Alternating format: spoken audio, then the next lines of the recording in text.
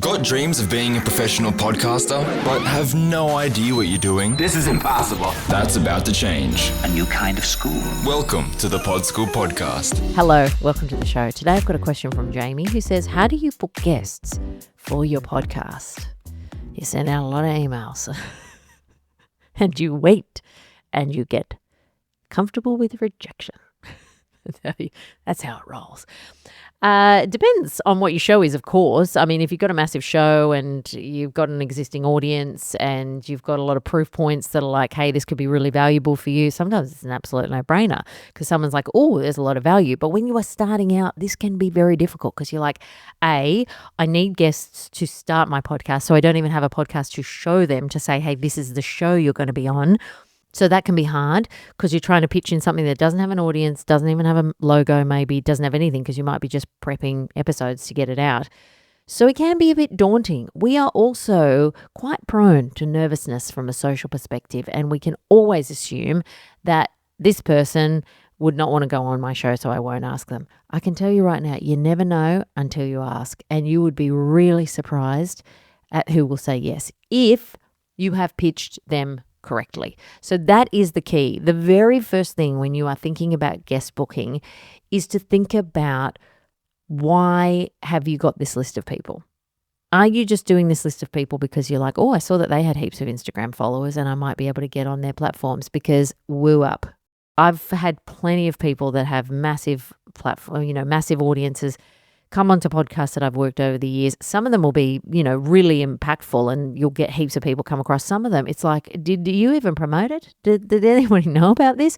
So you cannot rely on just the fact that somebody else has an existing audience to think that you can capitalize on that audience, because you also have no control over a guest's social media posting. So you might share all of the assets with them. They might tell nobody about the fact that they went on your show.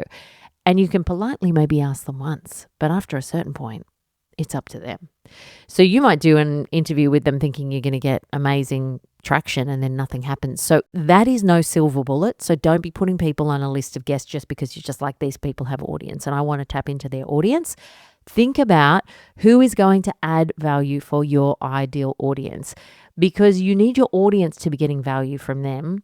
But the person that you're reaching out to also has to understand, why are they wanting me on this show? And if they get a whiff of, it's because I've got a big audience, they won't even reply to your email. So you want to make sure you are choosing the right guests, and that is where everything starts. Why do you want these people? What kind of people are you looking for? Think about, what are your audience going to really get out of the people that you're bringing on the show? What's going to add most value? Don't look at filler guests, just for the sake of filling a spot. Really think about, who can I reach out to that's going to be valuable? Sometimes those are going to be people with no profile, just with the story that's going to work really well for your audience. And I would say that that is way more valuable than having somebody on that has a massive profile and doesn't bring much. So you're also going to often get people in an interview situation who will talk more openly if they have less of a profile than they will if they have profile, because they got something to lose when they're bigger, So you'll often have conversations. I've had plenty of interviews with celebrities. They won't tell you a damn thing, You're not getting anything that you're not getting from every other interview that they've ever done, because they have a very finite area in which they're happy to play. Whereas if you're talking to somebody who's never done an interview before and they're happy to share their story, you can have an amazing conversation with somebody like that. So that's something to keep in mind. In terms of where you find people, it's everywhere.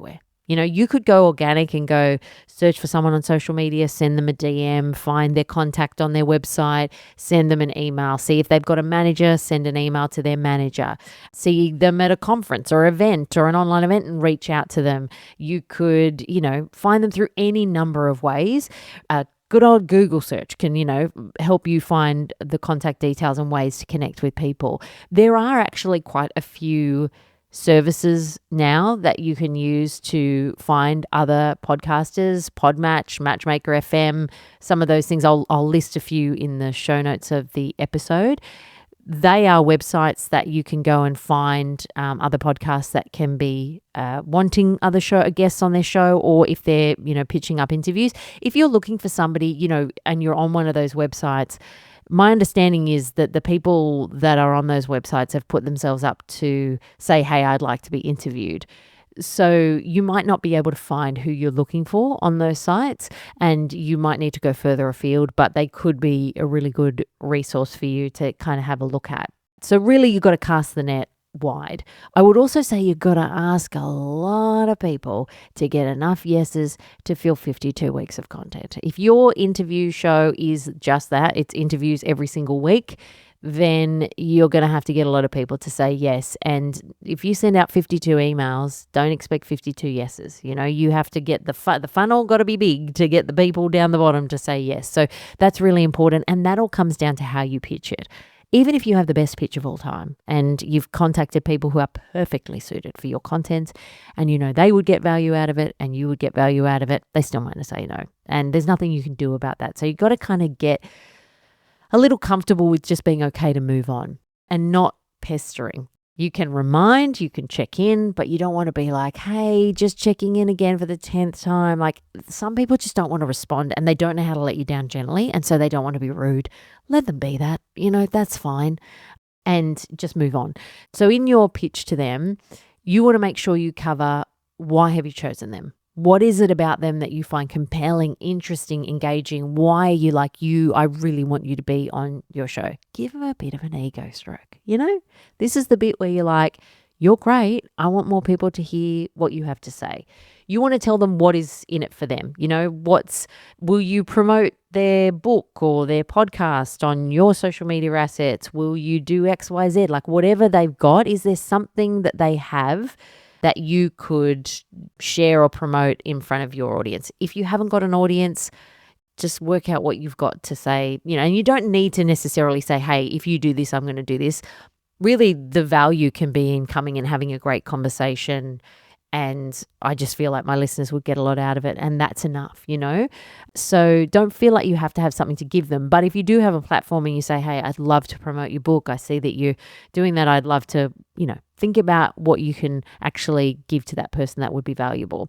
And then just make sure you get them across, like, what is the conversation going to cover? What do you expect from them? You don't need to go into the minute detail of it because you want to cover that off if they said yes.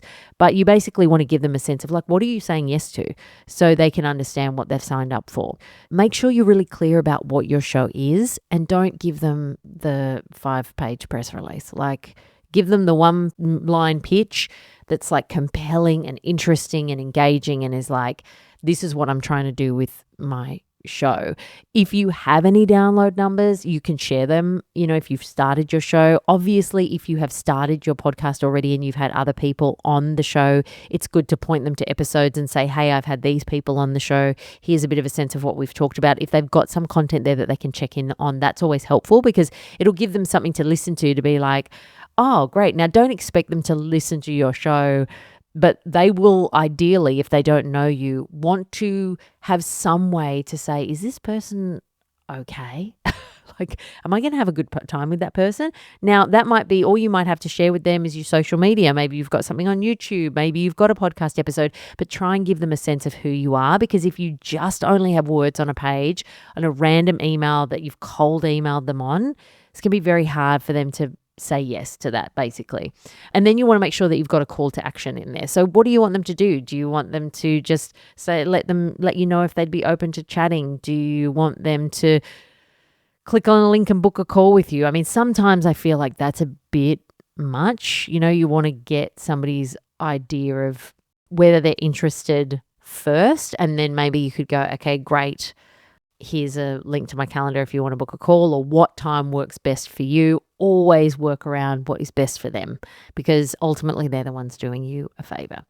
If you are going to do this constantly ongoing, I'd jump into Canva and like almost do a 1-pager on your show.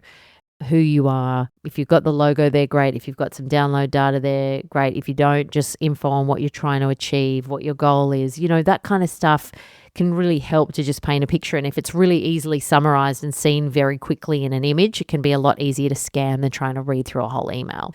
If you actually get to the point where you're like, okay, great, I'm booking people in, just make the process for them really easy. I mentioned before, you can use tools like Calendly to actually get people to book in a time rather than going back and forth on emails. Sometimes that can be a much easier option for people because they can just see where your spots are in your calendar and book in something that works for them. Use a remote recording platform like Riverside or Squadcast, something that you can just send them a really simple link and they can jump into that system, and all they need to do is show up. If you can send them a microphone, if they're not going to be near you, that's always great. If they don't have one, I'd always ask them what their setup is and give them some prep docs ahead of time, not docs. That makes it sound like you're sending them a whole bunch of Word docs. Give them an email to say, hey, it always sounds better if you're in a room that has more soft furnishings than not. So if you can avoid places with, tiles, high ceilings, blah, blah, blah. If you're going to video it, make sure you let them know that, because they don't want to be turning up and go, hang on a minute, I'm in my pajamas and, we're videoing this. What the heck? So make sure you are briefing them on what they can expect. Let them know what some of the sample questions are. Some guests will ask for questions. I try and avoid that because you don't want people to prep their questions when they turn up. You want them to be naturally answering, so you can give them an essence of that. I often go back and say, hey, I don't give the specific questions just because I want the answers to be as natural as possible. But here are the areas that I'd love to touch on with you so that you can keep the specifics to the actual record, but that they know what kind of territory you're going to touch on. I'd also ask them at that point, is there anything that you are uncomfortable with? Is there anything that you would like me to avoid? Is there anything that you would like me to know? Because you don't want to get into a situation where they're talking and you wander down a path that they're not comfortable with. So that's some good stuff to get out of the way early on. All of these things will help you to A, look professional, B, make the experience really good for your guests, especially if you don't have an audience or something of value that you can immediately say, hey, I can share your book with my X number of email subscribers. If you don't have that, then what you are exchanging is a really good time.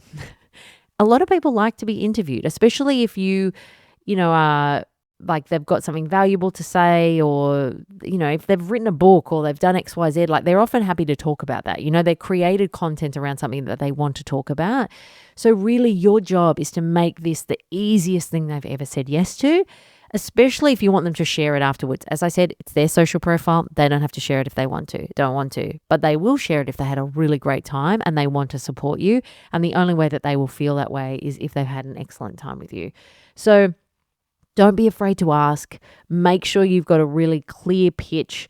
Make sure you're reaching out to the right people. Make it super easy for them, and then just make sure that they have a great time. And really, when you're just starting to build your show and to book guests, you just need that first person to say yes. Then everything else after that is easier. But don't worry if like 10% of your emails are converting to an interview.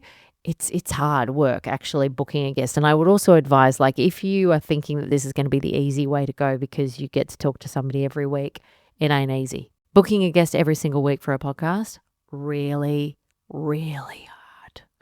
Really hard. So think about that. Maybe pepper an interview through your other content where it's just you sitting in front of the microphone, and you can do that at any time that's comfortable for you. Thank you so much for your question, Jamie. Really appreciate it. And of course, you can submit a question at the description in the link, and the link in the description of the episode, where I've also got a bunch of resources that can help you with your podcast. If you're like, you know what, I want to do this thing and I want to do it right, I can help you do that. I'll see you next week. That's all for today.